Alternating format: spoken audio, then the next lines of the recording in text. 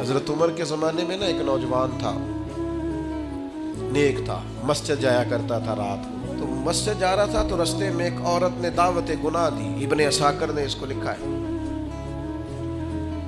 تو نوجوان تھا، خواہشات تھی، کچھ طبیعت مائل ہو گئی، ابھی ادھر جا ہی رہا تھا کہ کسی نے آیت پڑھ دی، والی من خاف مقام ربی جنتان، جو رب کے سامنے کھڑے ہونے سے ڈرے گا اللہ 2 جنتیں دے گا۔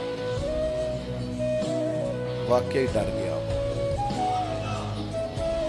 واقعی ڈر گیا، اتنا ڈرا کہ بے ہوش ہو کے گر پڑا۔ بیماری سے لوگ بے ہوش ہوتے ہیں، پیسے ڈوب گئے بے ہوش ہوتے ہیں، بچے کے غم میں بے ہوش ہوتے ہیں۔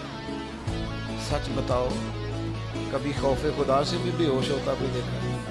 ہمارے ہاں تو روز مرہ ہی نہیں ہے بھائی، اور بڑی باتیں ہیں بے ہوش ہونے کی، ڈرنے کی، غش کھانے کی۔ بے ہوش ہو کے گر پڑا، بوڑھے باپ کو کسی نے بتایا بچہ بے ہوش پڑا ہے، اٹھا کے گھر لائے، گھر لا کے کہا بیٹا کیا ہوا؟ نوجوان ہے، چڑھتی جوانی ہے، پر پاکیزہ بڑی ہے۔ کہنے لگا ابا جی گناہ کی طرف چلا گیا تھا، پر میں نے آیت سن لی جو اللہ کے سامنے کھڑے ہونے سے ڈرے گا رب 2 جنتیں دے گا۔ میں ڈر گیا تھا، رب واقعی 2 جنتیں دے گا۔ باپ رو پڑے، ابا جی کی آنکھوں میں آنسو آئے، کا پتر اللہ بڑا مہربان ہے، اس کے وعدے سچے ہیں، واقعی 2 جنتیں دے گا۔ اس نے پھر ایک چیخ ماری اور اس طرح کی ماری کہ اس کی روح ہی پرواز کر گئی، روح ہی پرواز کر گئی۔ کشتگان خنجر تسلیم را، عشق کی خنجر سے قتل ہو گئے لوگ۔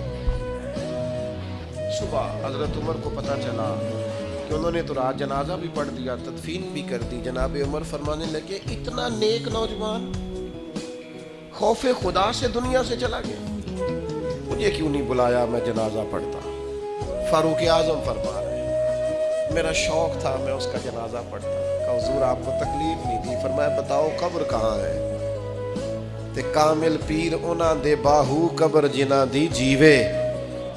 حضرت فاروق اعظم قبر پہ تشریف لے گئے اور کھڑے ہو کے فرمانے لگے نوجوان مجھے امید ہے میرے رب نے تجھے 2 جنتیں دی ہوں گی۔ ابن عساکر کھول کے دیکھو تاریخ بغداد نے کیا لکھا ہے۔ حضرت سیدنا فاروق نے فرمایا امید ہے 2 جنتیں دی ہوں گی، قبر کے اندر سے بولا کامل پیرونا دے باہو قبر جنہ دی جیوے۔ قبر کے اندر سے بولا، کہنے لگا حضور امید والی بات نہیں، رب کے وعدے سچے ہیں، اس نے واقعی مجھے 2 جنتیں عطا فرمائی، 2 جنتیں دی ہیں، میں نے اپنے مالک کو راضی پایا۔